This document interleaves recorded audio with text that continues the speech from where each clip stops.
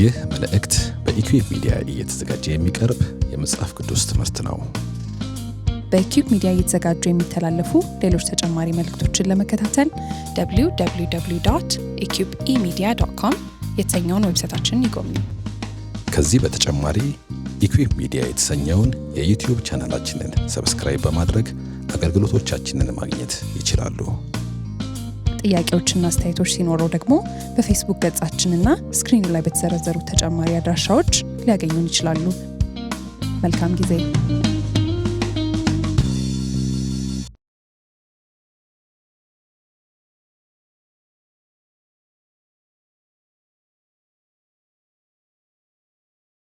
የልዑል እግዚአብሔር ስም የተመሰገነ ይሁን።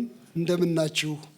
ማሙሻ እንዳለው በየሳምንቱ እዚህ እየመጣችሁ መማራችሁ ለእኛ በጣም ውድ ነገር ነው። በእውነት እግዚአብሔርና ቃሉን እንደምታከብሩ በጣም ምልክት ነው እና እኔ በጣም ነው ደስ የሚለኝ።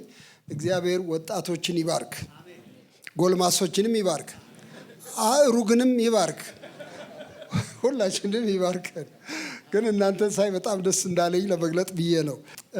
የሐዋርያው ጳውሎስ መልእክት ለፊልጵስዩስ ሰዎች የተጻፈውን እያነበብን ቆየን ደስ እያለን። ምክንያቱም እሱ ራሱ እዚያ ደስ ብሎኛል ይላል። ደስታ እንደሚጋባ ታውቃላችሁ፣ ትካዜ እንደሚጋባ ሁሉ። ስለዚህ ደስታው በእኛ እንዲጋባ በጣም እየተመኘን ያለ ነው። አንድ ዋና ነገር የተነጋገርነው ትዝ ይላችሁ እንደሆነ የደስታ መርሆች ብሎ ሐዋርያ ጳውሎስ አልጻፈም። ይልቁን ደስ ይለኛል ብሎ ብቻ ነው የነገረን።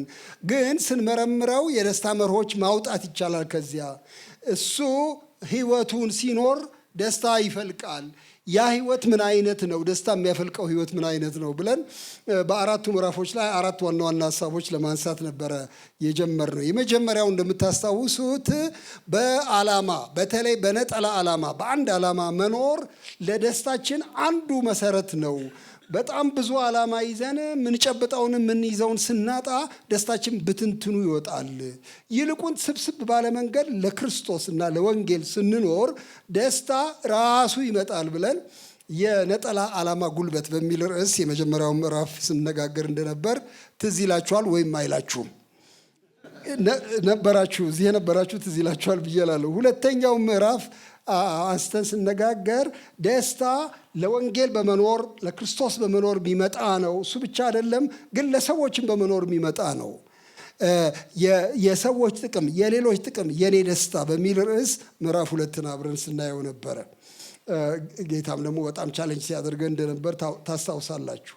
ሶስተኛው ምዕራፍ ባለፈው ሳምንት ያደረግነው ደስታ ደግሞ በተከተረ ህይወት፣ ቀኝ ግራ በማይል ዝም ብሎ በኖረ ህይወት ብቻ አይደለም የሚመጣው።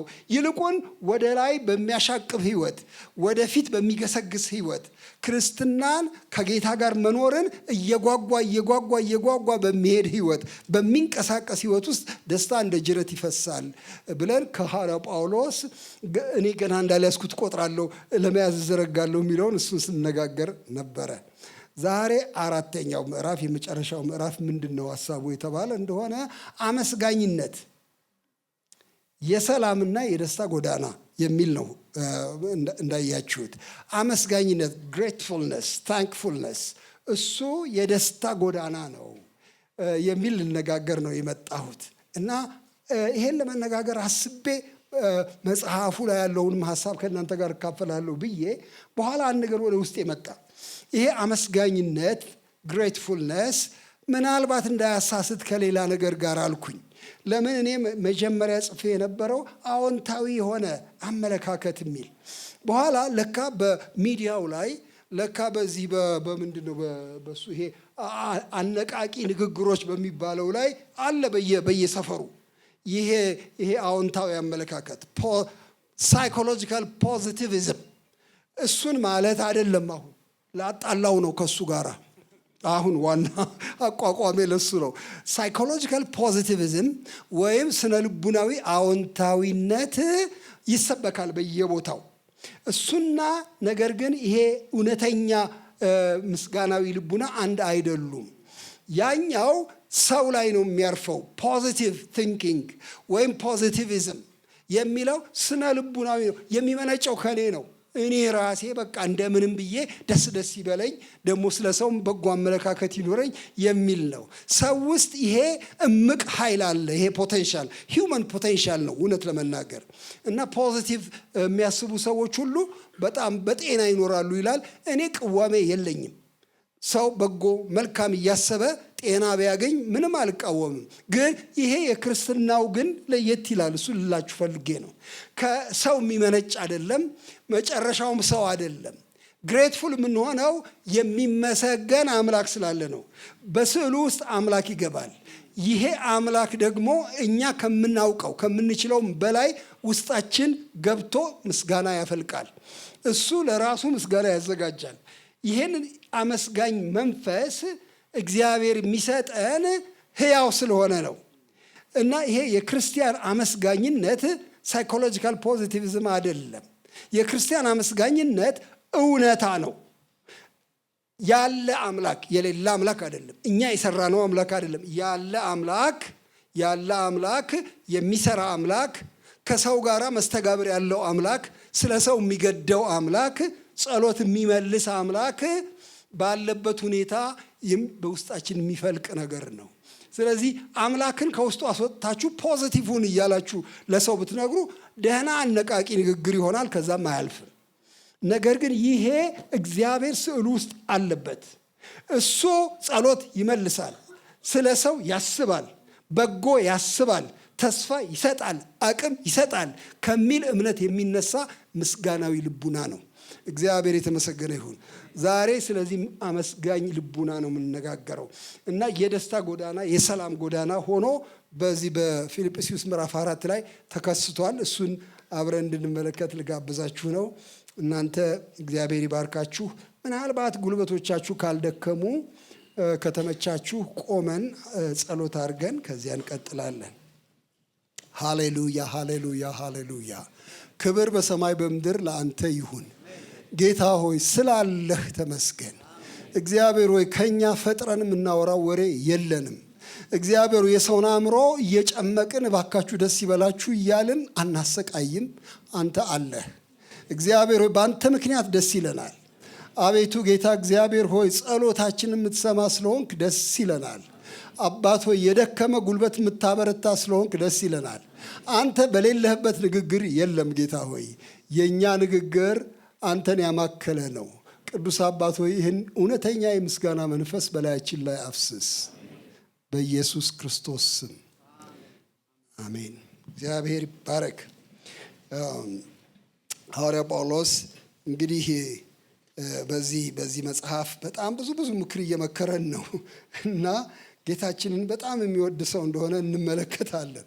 ትናንትና አንዲት እህት ከእናንተ መካከል ጥያቄ ጠየቀችኝ። እንደ ወንድም ንጉሴ ይሄ ጳውሎስ የሚባለው ሰው ለእኔ ትንሽ ይገርመኛል።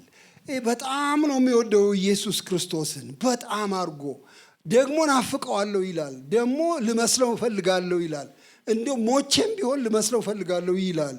እንዴት አይነት ሰው ነው ይሄ ጳውሎስ? እና ይሄ ጳውሎስ የሚያመልከው ኢየሱስ እና እኛ የምናመልከው አንድ ነው እንዴ አለችኝ። እንደዚህ ጠየቀችኝ። አንድ ነው ወይ አለችኝ። በኋላ ግራ ገባኝ። ከባድ ጥያቄ እንደሆነ ገብቶኛል። ለማለት የፈለገችውን እንዲሁ ገምቻለሁኝ። ታዲያ እኛ እንደሱ እንዴት አንሆንም ነው ነገሩ። እንደሱ ለምን አንንገበገብም ነው። ለምን ልባችን አይርበተበትም ነው። ለምን አይናፍቅም ነው።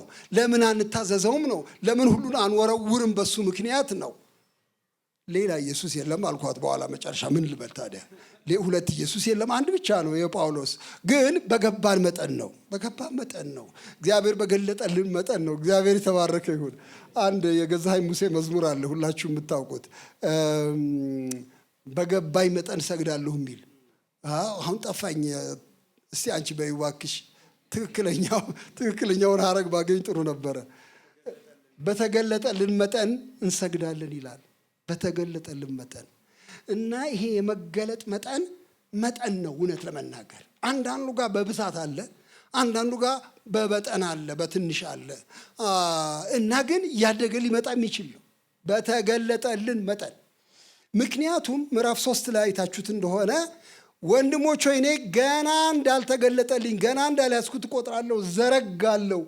ሁላችሁ እንደኔ አስቡ። ሌላ ሀሳብ ቢኖራችሁ ግን ይህን ደግሞ እርሱ ምን ያደርግላችኋል? ይገልጥላችኋል ይላል አይልም? ይላል እኮ። በደረስንበት በዚያው ምን እናርግ? እንመላለስ። ሌላ የተለየ ሀሳብ ቢኖራችሁ ደግሞ ይህንን ምን ያደርጋል? ይገልጥላችኋል ይላል። ስለዚህ ኢትስ አ ፕሮግሬሲቭ ላይፍ። የክርስቲያን ህይወት እያደገ የሚሄድ ነው። ነገ ስለ ብስለት መነጋገራችን አይቀርም በዚያ መጽሐፍ ምረቃ ላይ እና አንዱ ነገር ይሄ ነው። ስለዚህ ጳውሎስን እየቀናንበት በበጎ ምን አይነት ሰው ነው እያልን እንዴት አይነት ኢየሱስ ነው የሚያቀርበው እያልን እየቀናን እየተመኘን ግን በደረስንበት እንመላለሳለን። እግዚአብሔር ደግሞ ይገልጣል። እግዚአብሔር የተባረከ ይሁን። ስለዚህ በዚህ መንፈስ ነው የምንነጋገረው። በእውነት ትልቅ ነገር ነው ይሄ የጳውሎስ ቻሌንጅ። እንግዲህ ያው ምናልባት ዛሬ ስለ ይሄን ምዕራፍ 4 ስንመለከተው እንደምታውቁት በጣም የታወቀው ይሄ ምዕራፍ በጌታ ደስ ይበላችሁ፣ ደግሜ ላለው ደስ ይበላችሁ በሚለው በጣም የታወቀ ነው። እሷን ሁላችን በጣም ደጋግመን የምንላት ነገር ነው። ይሄ ደስታ የተበሰረበት ቦታ ነው።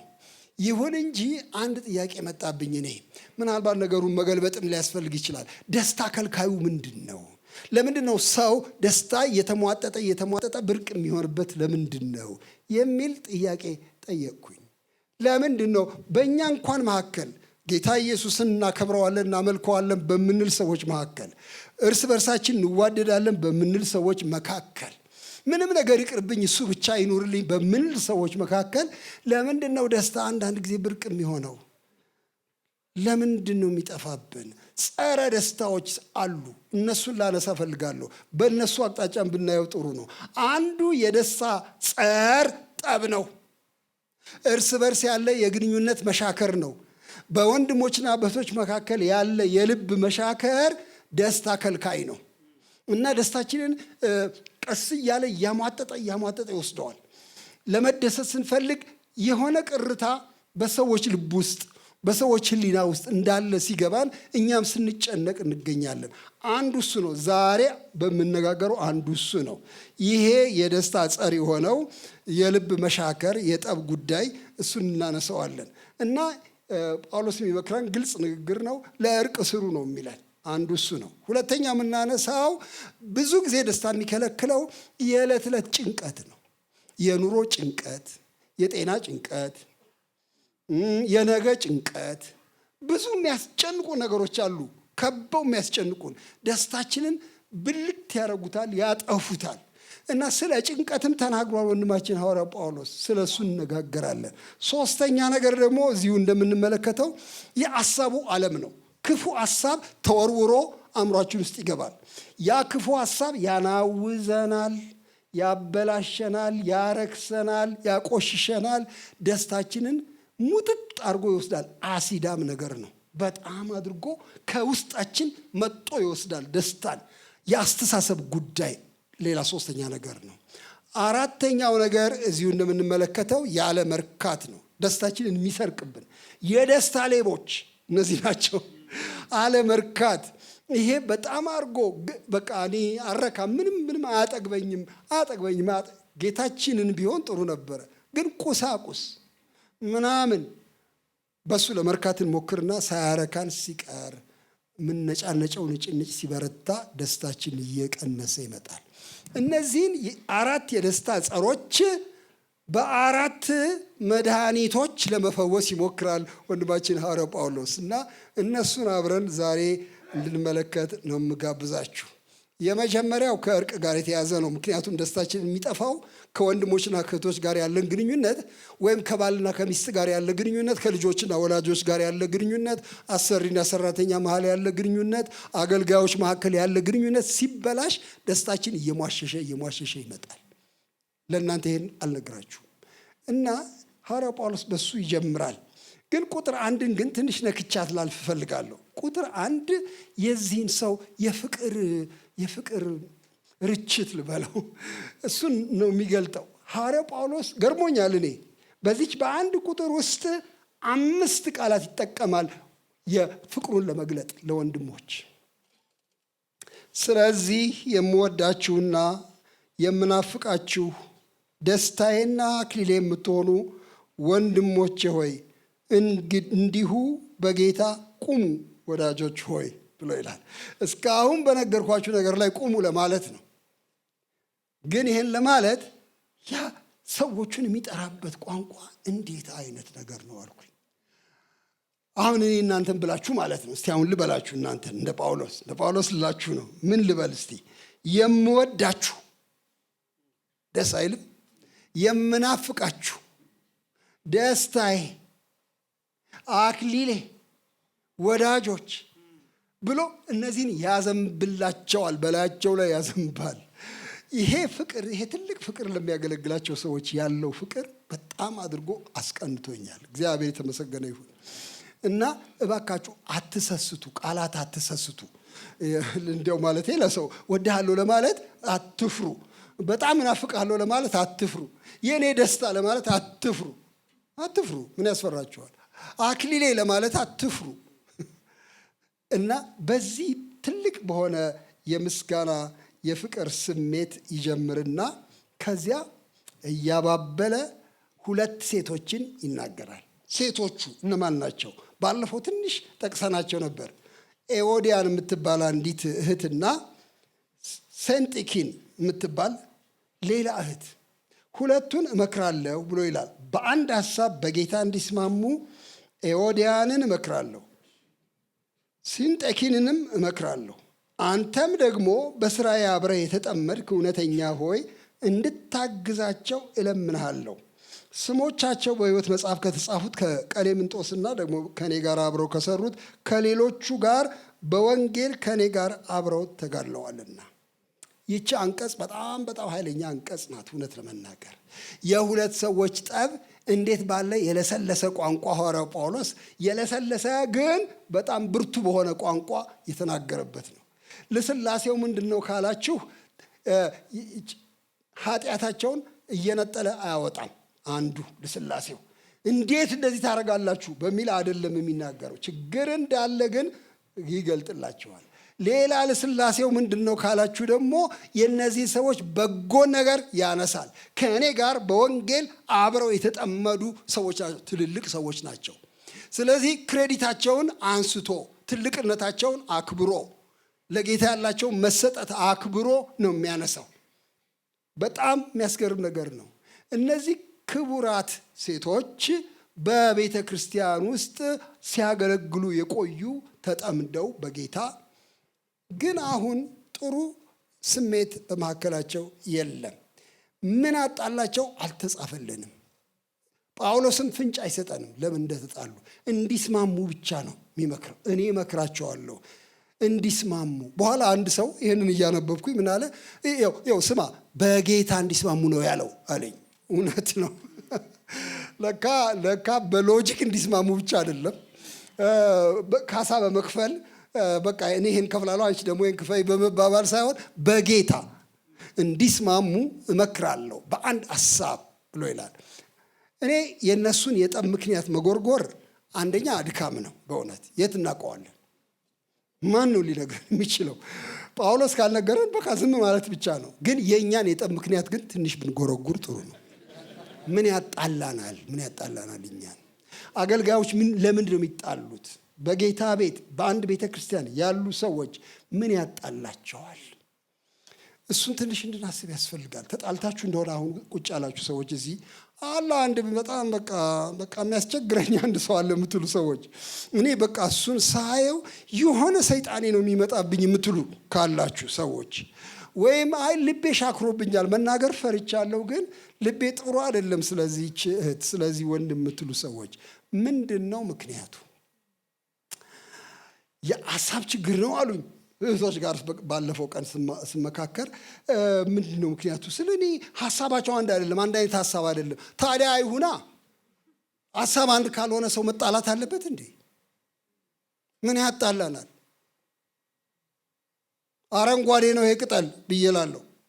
ማሙሻ ደግሞ አይ ግራጫ ነው ይላል። እና ታዲያ መቧቀስ አለብን እንዴ?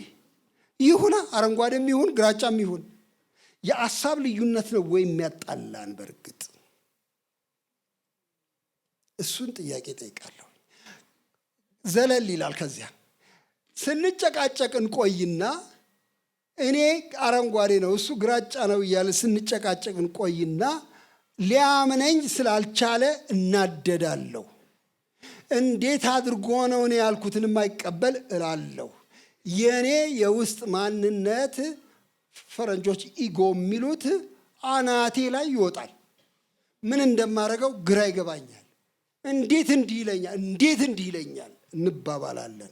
ከዚያ ጠቡ ይጀምራል። የሐሳቡ ልዩነት ሳይሆን እኛ ለሐሳቡ የምንሰጠው ምላሽ እሱ በጣም የጠብ ምክንያት ይሆናል። ወንድሞቼ እናቶቼ፣ በክርስቲያኖች መካከል የሐሳብ ልዩነት ሊፈጠር ይችላል። በትምህርት በዶክትሪን መካከል ምናልባት አንዳችን የምናምነው ሌላችን የምናምነው ጋር በትንሹ ሊለያይ ይችላል። በአንዳንድ ጉዳዮች ላይ መጣላት አለብን እንዴ ታዲያ? ዋና ባልሆኑ ጉዳዮች ላይ ልንለያይ እንችላለን። በምርጫ ላይ ልንለያይ እንችላለን። መዝሙር እንደዚህ አሁን ለምሳሌ ዛሬ ይሄ መድረክ ሰፋ። የሚገርም ነገር ነው። እንድንቀሳቀስ ተፈልጓል ማለት ነው፣ እንድዘልበት እና አሁን በዚህ መጣላት እንችላለን ከፈለግን። ምን እንዲህ ያንቦረቅቀዋል ይሄንን መድረክ? በልክ አያረጉትም እንዴ? ቤቱ ትንሽ አይደለም እንዴ? ብልሳ እንዴት አድርገው ነው? አሁን እኮ መጡብን፣ በላያችን ላይ ሊወድቁ ነው እኮ። ምን ማለት ነው ብልሳ? ለመጣላት በቂ ምክንያት ልፈጥር እችላለሁ። የሐሳብ ልዩነት አይደለም ጠብ፣ ግን ያን የሐሳብ ልዩነት ማስተናግድበት ሁኔታ ነው። ወንድሞቼ እናቶቼ፣ እንዴት ለያዘው እንትና ይሄን አይወድም ግን ለምን ነው የማይወድም? ምን ቢሆን ነው እሱ ወደሚል ሲሄድ ብልሽት እያለ ይመጣል። በአገልጋዮች መካከል በጣም ጥቃቅን በሆኑ ነገሮች ልንጣላ እንችላለን። አንዳንዴ ደግሞ በቅንዓትም እንጣላለን። አገልጋዮች እንቀናለን። እንደሌለብን የሚመስላችሁ ሰዎች ይሄ በሽታ አለ። ደጅ ነው በብዛት የምናየው ምናለው፣ ግን እዚህ ደግሞ ካባ ለብሶ ይቀመጣል። በጣም የሚገርም ነገር ነው። ቅንዓት አብረው በሚያገለግሉ መካከል እንዴት እሱን ሰላም እያሉ እኔን አይሉኝም? ምን አይነት ነገር ነው? ምን አይነት ነገር ነው እሱ? እንዴት ነው እሱ? እኔ እንዲያውም ከሱ በልጣለሁ፣ በዚህ ነገር ከሱ አበልጣለሁ። አብረን አፈርፈጭተን አድገን። የሚገርም ነው። ማትስ እንዲያውም አትችልም ነበር እሷ፣ እኔ ነበር ማስጠናት። ግን አሁን ዛሬ እሷ በቃ የትና የት። ቅንዓት ከባድ ነገር ነው። በጣም ያጣላናል ወንድሞቼ። ማመን ይሻለናል። አንዳንድ ጊዜ ማመን ይከብደናል። እንዲህ በጣም ስለሚነካን ቀንቻለሁ ብሎ ማመን በጣም ነው የሚቸግረው። ግን እሱ አንዱ ነው። ሌላ ነገር አንድ ልጨምርላችሁ። ሌላ ነገር ጠባችን ከወንድም ጋር ከእህት ጋር ብቻ መሆኑ ይቀርና አድማ እንመታለን። በቤተ ክርስቲያን ውስጥ ከእኔ ጋር እንዲቆሙ አንዳንድ ወንድሞችን አባብላለሁ። ከሱ ጋር እንዳይቆሙ ለማድረግ ሞክራለሁ። አድመኛነት በቤታችን ውስጥ ይሰፍናል። ከዛ እየሰፋ በተለይ አገልጋዮች ስንሆን፣ ምክንያቱም አሁን እነዚህ እህቶች አገልጋዮች ናቸው፣ የታወቁ ጥሩ አገልጋዮች ናቸው። ከባድ የሆነ ይመጣል እና ምን ይላል ሐዋርያው ጳውሎስ? ተዉ፣ ይሄን ነገር ተስማሙ፣ በጌታ ተስማሙ ብሎ ይላቸዋል። ግን አንድ በጣም የገረመኝ ነገር እነሱን ብቻ ተናግሮ አለማቆሙ። ለካ አቅም ይጠይቃል መስማማት። እና ምን ይላል? አግዛቸው ብሎ አንድ ሌላ ሰው ይጠራል። አንተ በስራ የተጠመርክ ከኔ ጋር የተጠመርክ እውነተኛ ሆይ እነዚህን ሴቶች እንድታግዛቸው ለምንሃለሁ ብሎ ይላል። ለካ እገዛ ያስፈልጋል በወንድሞችና እህቶች መካከል። አንዳንዴ ኩራት ያፍነናል። ይሄንን ያፈነ ኩራት የሚያስተነፍሱ አንዳንድ ጥሩ ሰዎች ስናገኝ ለንግግር እንቀርባለን። ምናልባት አንዳንድ ጊዜ አመለካከታችን ይንሸዋረራል። ይሄንን ሸውራራነት ለማስወገድ ቀጥ አድርገን እንድናይ የሚያግዙ አንዳንዶች ይገኛሉ። የአስታራቂነት ሚና በቤተ ክርስቲያን ውስጥ በጣም አስፈላጊ ነው። በጣም አስፈላጊ ነው። ይሄን ማንሳት እፈልጋለሁ። ይሄ አስታራቂ ሚናው ትልቅ ነው፣ ማንነቱም ትልቅ ነው። ሁሉ ሰው አስታራቂ ለመሆን አይችልም በእውነት። እና ምን ኳሊቲ ያለው ይሄ ሰውዬ ስል እውነተኛ ሆይ ብሎ ይለዋል። በጣም ኦነስት ሰው ነው። ባያዝድ አይሆንም፣ አያዳላም ለቀኝና ለግራ። አንተ እውነተኛ ሆይ እነዚህን እህቶች አግዛቸው እባካችሁ። ትሑታን እንሆን። የሚያግዙን ሰዎች ከመጡ ሊያስታርቁን ትሑታን እንሆን። ባልና ሚስት ብንሆን፣ ወላጅና ልጅ ብንሆን ኩራታችን እርግጥ ይቆስላል። በጣም በእውነት አጋጥሞኛል። እኔም ራሴ ይቆስላል። እንዴት በእኔና በሱ መካከል እንዴት ሰው ይገባል የሚል ከባድ ግብግብ አለ። ግን አንዳንዴ ሊያስፈልግ ይችላል። እግዚአብሔር ደግሞ እናንተን ሊጠራችሁ ይችላል ለዚህ አስታራቂነት፣ በጓደኞች መካከል፣ በአገልጋዮች መካከል፣ በወንድሞች መካከል በንጽህና ሳታዳሉ በጽድቅ መንገድ ይሄንን የማስታረቅ ስራ እንድትሰሩ እግዚአብሔር ይፈልጋል። በእውነት ይሄ ትልቅ ጥሪ እንደሆነ ብታስቡት። እኛ አስታራቂዎች ነን። የሚያስተራርቁ ምንድን ናቸው ይላል? ብፁዓን ናቸው ይላል። ቀጥሎ የሚናገረው ከባድ ንግግር ነው። የሚያስተራርቁ ብፁዓን ናቸው ብሎ ምን ይላል? የእግዚአብሔር ልጆች ይባላሉና። ምን ማለት ነው? እንደ እግዚአብሔር ፈንክሽን ያደርጋሉ ማለት ነው። አስታራቂ ነው እሱ። ዓለሙን ከራሱ ጋር ምን ያደርግ ነበር ይላል? ያስታርቅ ነበር ይላል። የእግዚአብሔር ስራ እኮ ነው ማስታረቅ። እንግዲያው የእግዚአብሔር ልጆች የሆንን ለማስታረቅ ወደኋላ አትበሉ ባካችሁ። እና ቁጭ ብዬ ቤቴ ለምንድን ነው ለማስታረቅ አንዳንድ ነገር ላይ እማልሞክረው ስል አንዱ ስንፍና ነው። ሌላው እዚህ ጣጣ ውስጥ ምን አገባኝ የሚል ራስ ወዳድነት ነው። በቃ ይዋጣላቸው። ጎዳና ላይ እንደሱ እንሌለ ሲደባደቡ ስናይ ጌሙ ራሱ ደስ ይለናል። አወለቀው፣ ጥርሱን አወለቀው። ቆሜ ስቃለሁ። መሬት ላይ ሲዘረው ወይ ጉድ! ትልቁ ሰውዬ ዘረረው። አንዳንድ ጊዜ ጨዋታው ደስ ይለናል ሰዎች ሲጣሉ መሰለኝ። እኛ በነገር ውስጥ መግባት ጣጣ ውስጥ መግባት ነው ብለን እናስባለን። ኢየሱስ ክርስቶስ ከሰማይ ዘሎ እኮ ወረደ። ጠባይቶ ነው የወረደው። ታውቃላችሁ፣ አምላክና ሰው ሲጣላ አይቶ እንዴት ዝም ብያ ያለው ዘሎ ወርዶ በመካከላችን እጁን ዘረጋ። ስሙ የተቀደሰ ይሁን። እንግዲያው የማስታረቅ አገልግሎት የሁላችን እንደሆነ ማሰብ በጣም ጥሩ ነው። እሺ፣ እስቲ ወደ ሁለተኛው ነገር አብረን እንለፍ። ስናስታርቅ ደስታ በእግዚአብሔር ቤት ውስጥ እየበዛ ይሄዳል። በጣም በእውነት ይፈታል። ሰው የታሰረ ሰው ይፈታል። እና እባካችሁ ለማስታረቅ አትስነፉ። አንዳንድ ጊዜ አይታወቅብንም ስንጣላ ከሰዎች ጋር ቶሎ ብለን ሰላምታችንን በአንገት መቀለስ ብቻ ሰጥተን ብር እንላለን። ሲገባችሁ ወንድሞች፣ ጥሩ አይነት ያልሆነ ስሜት መኖሩ ሲገባችሁ ለማስታረቅ መቸኮል ጥሩ ነው። ቀስ ብሎ በትህትና።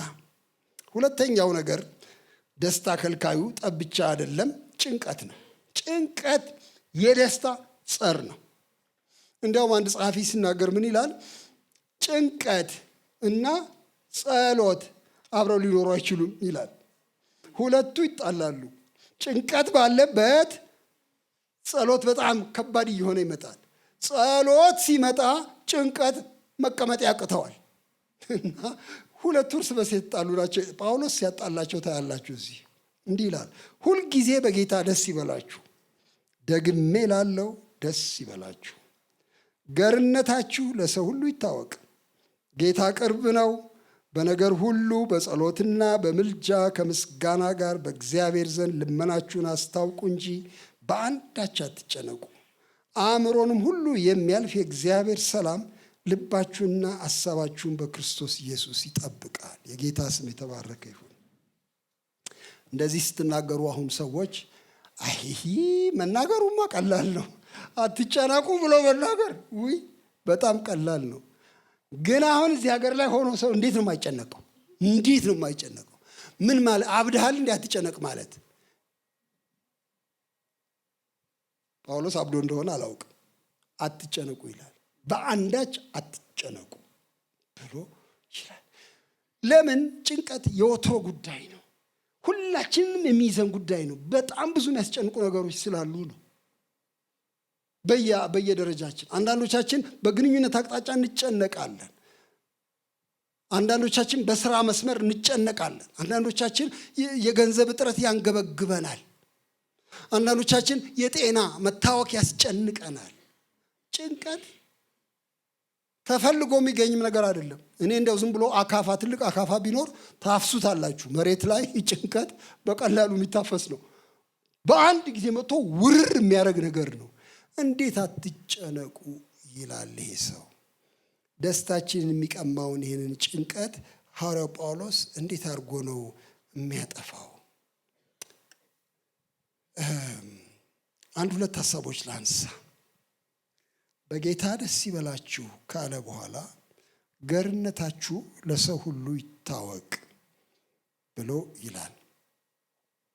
ይሄ ገርነት በእንግሊዝኛ ጀንትልነስ የሚለው ቃል የተለያየ ፍቺ ሊሰጠው ይችላል። ምን ማለት ነው? ልባችሁ በምሬት የተሞላ ገታራ አይሁን ላላበሉ ማለት ነው። ገር ሁኑ ማለት ነው። ይሄ ገርነት የህይወት ዘይቤ ይሁን። ጠመዝማዞች አትሁኑ፣ ይልቅ ፍሌክሲብል ሁኑ። ህይወትን በግንባር ገታራነት ብቻ አትግጠሙ። ምናልባት ልባችሁን ላላ አርጋችሁት አንዳንዱ ነገር ሊያልፍ ይችላል። ቢጀንትል፣ ሁልጊዜ ኮምጣጦች አትሁኑ። አንዳንድ ጊዜ ለስላሳ ሁኑ። ይሄ ይታወቅ። ይሄን የሚያደርግልን ምንድን ነው ስንል እዚያ ላይ ይናገራል። እንዲህ ይላል፣ የሚያስጨንቃችሁ ነገር በሙሉ በጸሎት አቅርቡት፣ ጌታ ቅርብ ነው ይላል። እቺ ጌታ ቅርብ ነው ሁለት ፍቺ ይኖራታል። አንዳንዶች ሲተረጉሙት ጌታ ሊመጣ ነው። እንደዚህ ተወጥራችሁ ለምንድን ነው የምትኖሩት? አሁን እኮ ልታርፉ ነው። ልናርፍ ነው ወንድም፣ ልናርፍ ነው የሚል መዝሙር አንተ ታውቃለህ፣ ሮቤል ያውቃል። ይህ መዝሙር ልናርፍ ነው፣ ልናርፍ ነው፣ ጌታ ሊመጣ ነው፣ አትጨነቁ ማለትም ነው በአንድ ወገን። በሌላ ወገን ደግሞ ጌታ ሩቅ አይደለም እኮ እዚሁ አለ እኮ በእናንተ መካከል፣ በጭንቀታችሁ መካከል ልትለምኑት፣ ልትጸልዩ፣ ልትነግሩት ትችላላችሁ። ጌታ ቅርብ ነው። በሁለቱም መንገድ በጣም ጥሩ ነው። ጌታ ቅርብ ነው። ስለዚህ ምን አድርጉ ነው የሚለው እዚህ ላይ? ጸልዩ ይላል። ጸሎት መድኃኒት ተደርጎ ቀርቧል። እግዚአብሔር የተባረከ ይሁን። በነገር ሁሉ ስለተባልን ለጸሎት የተከለከለ ነገር የለም። በነገር ሁሉ፣ በነገር ሁሉ። አሻንጉሊት የተበላሸባት ትንሽ ልጅ ጌታ ሆይ አሻንጉሊቴን ጠግንልኝ ብላ ስትጸልይ የምትስቁባት ሰዎች፣ ይኸው ጥቅሷ በነገር ሁሉ ይላላ። እንደ አሻንጉሊት የሚመሳስሉ ብዙ ነገሮች አሉን በየራሳችን። ለዚህም ይጸለያል፣ ለዚህም ይጸለያል። አዎ ለዚህም ይጸለያል። በነገር ሁሉ ምን አድርጉ? በጸሎት በምልጃ ልመናችሁን አስታውቁ ከምስጋና ጋር እንጂ በአንዳች አትጨነቁ። እሺ፣ ለክርስቲያን እንግዲያው የተሰጠው ስራ ማስታወቅ ነው። ማስታወቅ ነው። እኛ የማስታወቂያ ሰዎች። እግዚአብሔር የተባረከ ይሁን። ይሄንን የሚያስጨንቀንን የከበበንን በጣም ብዙ ነገር ጌታ ሆይ ላስታውቅ፣ ደግሞ ዛሬ ምሽት ውሎዬን ላስታውቅሃ። ዜና በዝርዝር አንደኛ፣ ሁለተኛ የማስታወቂያ ሰዎች ነን እኛ። እናስታውቀዋለን። አስታውቁ። ሜክ ኖውን ቱ ሂም። አያውቀውም እንዴ? ያውቀዋል። ግን በእናንተ በኩል ይኸውልህ ጌታ ሆይ ዛሬ ሲጨነቅ ያልኩበት ምክንያት፣ ዛሬ በጣም ልቤን ወጥሮ የያዘው ነገር፣ ነገ ምን ሆናለሁ የሚለው ይኸውልህ፣ ይኸውልህ፣ ይኸውልህ በጸሎት ሁሉ ስለሚል ጸሎት ብዙ ነገርን ያቀፈ በጣም በጣም ጀነራል ቃል ነው። እዚያ ውስጥ ልመና የሚል አለ። አይታችሁ እንደው ምልጃ የሚል አለ። ምልጃ እንግዲያው በእግዚአብሔር ፊት የምናቀርበው እየተማጠን የምናቀርበው ነገር ነው እና አንድ ጸሐፊ ምን ይላል? በምልጃ ውስጥ ደግሞ ፕሬየር ሪኩዌስቶች አሉ፣ ልመናዎች አሉ። ቁጥር 1፣ ቁጥር 2፣ ቁጥር 3፣ ቁጥር 4 የጸሎት አርዕስት አሉ። እነሱን እናቀርባለን። ስንማልድ ግን እግዚአብሔርን የሙጥኝ ማለታችን ነው።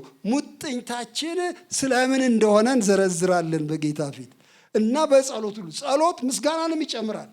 ከምስጋና ጋር ልመናችሁን አስታውቁ እንጂ በአንዳች አትጨነቁ ይላል። እግዚአብሔር የተመሰገነ ይሁን።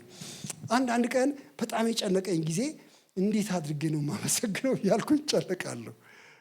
እንዴት አድርጌ ነው አሁን ምስጋና አልመጣልኝም ከቶውኑ። በቃ እኔ የከበበኝ ነገር በጣም መከራ ነው፣ በጣም ውጥር የሚያደርግ ነገር ነው። እንዴት አድርጌ ነው? ወንድሞቼ ሆይ ትንሽ ብቻ ፋታ ነው የሚፈልገው። ትንሽ ፋታ ለማመስገን እጅግ ብዙ ምክንያት አለ። በጣም ብዙ ምክንያት እና ትንፋሽ ሰብስባችሁ እግዚአብሔርን አመስግኑ፣ ደግሞ ለምኑ። ይኸውላችሁ የሚያመሰግን ሰው የእምነት ሰው ነው። አመስጋኝነት የእምነት መግለጫ ነው። እውነት ለመናገር አንተ እንዳለህ አምናለሁ፣ እግዚአብሔር ሆይ እንደምትሰማ አምናለሁ፣ አመሰግንሃለሁ። ስለ እኔ እንደሚገድህ አምናለሁ፣ አመሰግንሃለሁ። አንተ ከኔ ጋር እንደሆንክ አምናለሁ፣ አመሰግንሃለሁ። እግዚአብሔር ሆይ ወደ አንተ እንድቀርብ በር ከፍተህልኛል። ይሄ ራሱ የምስጋና ምክንያት ነው። ይሄው እንደ ልጅ እጮሃለሁ። ይሄ ትልቅ እድል ነው። አመሰግንሃለሁ እግዚአብሔር ሆይ። እያመሰገንኩ ግን የቸገረኝ ነገር አለ፣ እሱን ደግሞ አቀርባለሁ እንላለን ከምስጋና ጋር። ስለዚህ ጸሎት ስትጸልዩ ስታቀርቡ የጸሎት ማርዕስት ይሄን ምስጋና አትርሱ ባካችሁ። ንፉግነት ነው ምስጋና መርሳት። እግዚአብሔር ቸር ሆኖ እያለ እንዴት ነው ምስጋና የምንነሳው?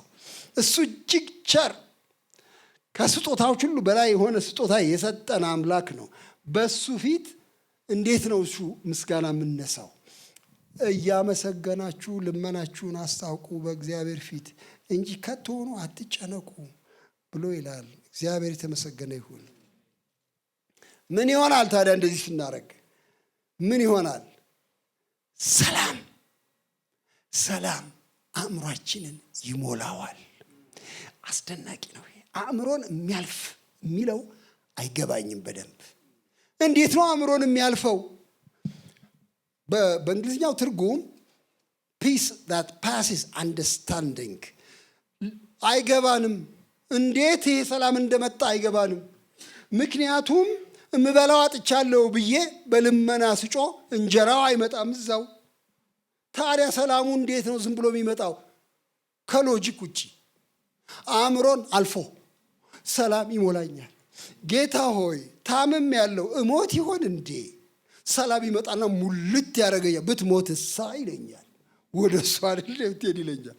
እና ይሄ አእምሮን ያልፋል። 2 እና 3 ደመር 5 ከሚል አስተሳሰብ በላይ የሆነ የእግዚአብሔር ሰላም።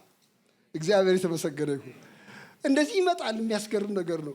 አንድ ቄስ ትዝ ይሉኛል በጣም። እኔ ምናልባት ነግሬያችሁ ሊሆን ይችላል። እሳቸው በደርግ ጊዜ አስታውሳለሁ። አሁን ወደ ጌታ ሄዱ። እሳቸው የቤት ችግር በጣም ነበረ በደርግ ጊዜ፣ በጣም ኃይለኛ የቤት ችግር። አሁንስ ቢሆን የምትሉ አንዳንድ ሰዎች አሁን ይሻላል አሁን ይሻላል። በእውነት አሁን ገንዘቡ ነው አሁን በጣም የሚጨንቀው እንጂ ይቻላል። አሁን ያኔ ቤቱም አልነበረም ከቶውኑ። ብዙ ባልንጀሮቼ ሊያገቡ ፈልገው እሺ የት ሜዳ ላይ እንኖራለን እንዴት ይቻላል? እሺ ሜዳ ላይ አናድርም እንዴት ይሁን? በቃ 2 ዓመት 4 ዓመት 5 ዓመት ፖስፖን ያደርጉታል። ቤት የለማ። ቀበሌ ሄዳችሁ ተመዝግባችሁ ቀበሌው የተገኘ የተለቀቀ እንደሆነ ቤት ነው የሚሰጣችሁ። ሌላ መንገድ የለውም። ስለዚህ ዶሴያችሁን አስገብታችሁ መጠበቅ ብቻ ነው። 5 ዓመት 6 ዓመት 7 ዓመት 8 ዓመት ሰው ጋር ተጠግታችሁ ያንን ዶሴ አስገብታችሁ ትጠብቃላችሁ። እኚህ ቄስ አስገቡ ማመልከቻቸውን። ቤት የለኝም ምስክር ይኸው እና ይሰጠኝ ቤት አስገባ ማመልከቻ አስገቡ። ከዚያ የተመላለሱ ብዙ ቀን ጠየቁ። ምንም ቤት የለም፣ የተለቀቀ ቤት የለም ይባላሉ። በቃ ይመለሳሉ። የተለቀቀ ቤት የለም። አንድ ቀን በጣም በቃ ነገሩን ትናረጋቸው ከነከናቸው። ሄዱና ለመሆኑ ዶሴ ውስጥ አለ የኔ ማመልከቻ አለ ወይ ብለው ለማጣራት ፈለጉ። በኋላ ሲፈተሽ ተከምሯል። እንደዚህ ነው የተከመረው ፋይሉ። የመጨረሻ እታች ነው ያለው የሳቸው ዶሴ። ይሄማ በቃ በሚቀጥለውም ዓመት ሊደርሰኝ አይችልም፣ በወዲያኛውም ሊደርሰኝ አይችልም እና ምን አረጋለሁ? በቃ ምን ልናረግ እንችላለን አሏቸው።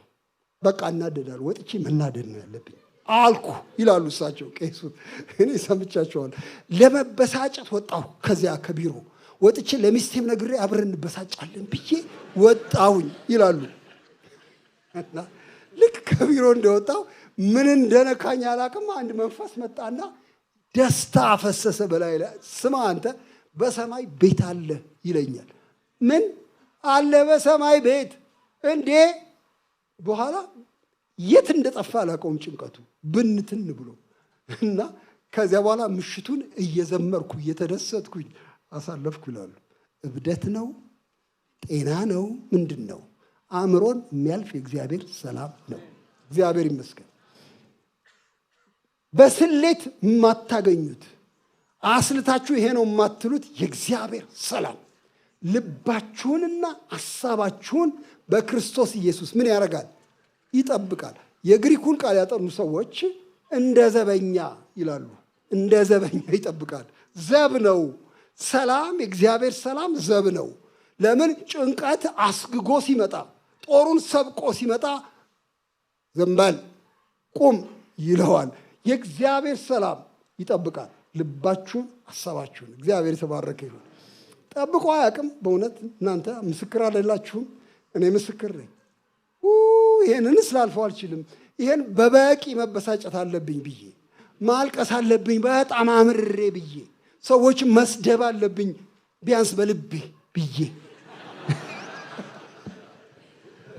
መጥቶ ሲያቀልጠኝ ማረገውን አጣለሁ።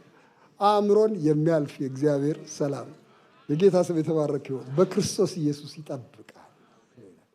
እንግዲህ ወንድሞቼ ሆይ የደስታችን ጸር የሆነውን ጭንቀትን በጣም የሚያጠፋ መድኃኒት ነው። እንደ ጨዋታ አትውሰዱት። ጸሎት ደንብ አይደለም።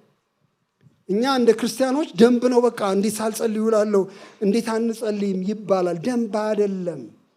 በሚሰማ አምላክ ፊት፣ በሚያየን በሚያውቀን አምላክ ፊት፣ ስለኛ በሚገደው አምላክ ፊት የምናቀርበው እውነተኛ ጩኸት ነው፣ እውነተኛ ንግግር ነው።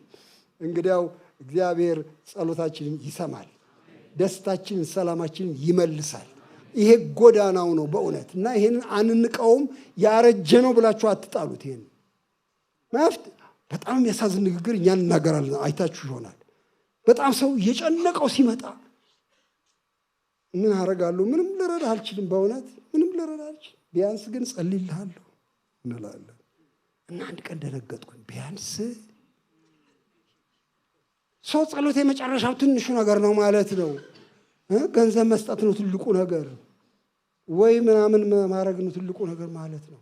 እንዴት የተዛባ ነገር ነው። እጸልይልሃለሁ የሚለውን ቃል ተጠንቅቀን እንበለው። በሕያው አምላክ ፊት የምናቀርበው ንግግር ነው። እሱ ቢያንስ አይባልም። ዋናው ነገር እሱ ነው። እጸልይልሃለሁ ደግሞ የምችለውን ለማድረግ እሞክራለሁ እንድንል እግዚአብሔር ይርዳል። ይሄ ሁለተኛው። ሶስተኛውን ነገር ላነሳ ፈልጋለሁ። ሶስተኛው ነገር የሚገርም ነው። ሶስተኛው ከሐሳብ ጋር የተያዘ ነው። ሐሳብ በጣም ዋና ነገር ነው። ክርስቲያኖች ስለ ሐሳብ መጠንቀቅ በጣም አለብን። ክፉ ሐሳብ ደስታችንን ይሰርቀዋል። ደስታችንን ብቻ ሳይሆን ግንኙነታችንን ከአምላክ ጋር ያጠፋል። የሐሳብ ዓለም በከባድ ጥንቃቄ መያዝ ያለበት ጉዳይ ነው። ሐሳብ ውጊያ ከሐሳብ ጋር ነው። እንዲያውም የምታውቁት ጥቅስ አለ እዚያ ቆሮንቶስ ላይ ምን ይላል? እኛ በእግዚአብሔር ሐሳብ ላይ የሚነሳውን በእግዚአብሔር ዕውቀት ላይ የሚነሳውን የሰውን ሐሳብ ክፉ የሆነ የሰው ሐሳብ ለማፍረስ የጦር ዕቃችን ብርቱ ነው፣ ምሽግን ሁሉ ለመስበር ብርቱ ነው ብሎ ይላል። ሐሳብ የሰውን አእምሮ ለክርስቶስ ምን እናደርጋለን? እንማርካለን። ለካ ጦርነት አእምሮ ላይ ነው። ወንድሞች እናቶች፣ አሁን አውሮፓና አሜሪካ ውስጥ በጣም በሚያሳዝን ሁኔታ ሰዎች ከሃዲዎች የሆኑ ነው የመጡት። ትናንትና ስታቲስቲክስ ሳይ ነበረ። በጣም ብዙ ሀገሮች ከ50% በላይ ኤቴይዝም ተስፋፍቷል። ከህዝቡ ግማሹ እግዚአብሔር መኖሩን አያምንም። ግማሹ፣ ብዙዎቹ ሀገሮች። ደነገጥኩኝ እኔ ትናንትና ሳይ። የሐሳብ ዓለሙ ላይ ነው ዋና ነገር። ዲያብሎስ ተዋግቶ አእምሯቸው ማርኳል የሰዎችን። እግዚአብሔር የለም፣ ጽድቅ የለም፣ ኩነኔ የለም ብሏቸዋል። በጣም ክርስቲያን የነበሩ አገሮች 94%፣ 95% የነበሩ አገሮች አሁን ወደ 60% በኤቲስቶች የተሞሉ ናቸው። ያስደነግጣል ይሄ። እና ውጊያ ያለው ወንድሞቼ ሆይ አእምሮ ላይ ነው። እና ያንን ጥቅስ ማንበብ አለብን። ቆሮንቶስ ላይ ነው የሚገኘው። ምክንያቱም በጣም አስፈላጊ ጥቅስ ነው ብዬ እኔ አምናለሁኝ። ሁለተኛ ቆሮንቶስ ምዕራፍ 10 ላይ ይገኛል። ስለ አእምሮ፣ ስለ ሐሳብ እዚያ ላይ ሐዋርያ ጳውሎስ እንደዚህ ይላል። ቁጥር 3 ልጀምርና ላንብብ። በሰው ልማድ ምንም እንኳን የምንመላለስ ብንሆን እንደ ሰው ልማድ አንዋጋም።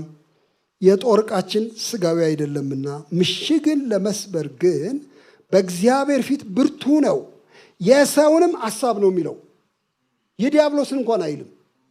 የሰውንም ሐሳብ በእግዚአብሔርም ዕውቀት ላይ የሚነሳውን ከፍ ያለውን ነገር ሁሉ እናፈርሳለን፣ ለክርስቶስም ለመታዘዝ አእምሮን ሁሉ እንማርካለን ብሎ ነው የሚለው። ለውጊያ የወጣ ሰው ነው ሐዋርያ ጳውሎስ። እኛ በጌታ የምናምን ሰዎች እንዋጋለን። ሸሚዝ አናንቅም። እኛ ፖለቲካን መጫወቻ አናደርግም። ሰዎችን ለማሳመን ወይም ሌላ መንገድ አንጠቀምም። አእምሮን ነው፣ አእምሮ ላይ እናተኩራለን። በእግዚአብሔር ዕውቀት ላይ፣ በወንጌል ዕውቀት ላይ የሚነሳ ሐሳብ እናፈርሳለን። የሰው ሐሳብ፣ የሰው አእምሮ ለክርስቶስ እንዲማረክ እናደርጋለን ብሎ የትግል የፍልሚያ ሜዳ ነው የሚያደርገው። እንግዲህ ሐሳብ በጣም ኢምፖርታንት ነገር ነው። እዚህ ላይ ሐዋርያ ጳውሎስ ምን ይላል? ይህንን አስቡ ይላል። አስቡ ይልና የሐሳብ ሜኒው ይዘረጋል፣ የሐሳብ ሰሌዳ ይዘረጋልናል። እንደ ክርስቲያኖች ምን ማሰብ እንዳለብን ይዘረዝራል። እንዲህ ይላል፣ በቀረውስ ወንድሞች ሆይ ይላል ቁጥር 8፣ እውነተኛ የሆነውን ነገር ሁሉ፣ ጭምትነት ያለበትን ነገር ሁሉ፣ ጽድቅ የሆነውን ነገር ሁሉ፣ ንጹሕ የሆነውን ነገር ሁሉ፣ ፍቅር ያለበትን ነገር ሁሉ፣ መልካም ወሬ ያለበትን ነገር ሁሉ፣ በጎነት ቢሆን ምስጋናም ቢሆን እነዚህን አስቡ። ለካ የክርስቲያን አእምሮ ባዶ አይደለም። የፈለግኩትን የማስብበት አይደለም። የክርስቲያን አእምሮ የተቀደሰ አእምሮ ነው እና የዕለት ዕለት እንጀራው ሜኒው ተሰጥቶታል። ምን ያስብ በዚህ አእምሮ ክርስቲያን? ይኸው እዚህ የተዘረዘሩ ነገሮች አሉ፣ በጣም ውብ የሆኑ ነገሮች። እውነተኛ የሆነውን ነገር ሁሉ አስቡ። ሁልጊዜ እውነት ካልሆነ አስወጡት፣ በቃ ከሲስተሙ አስወጡት።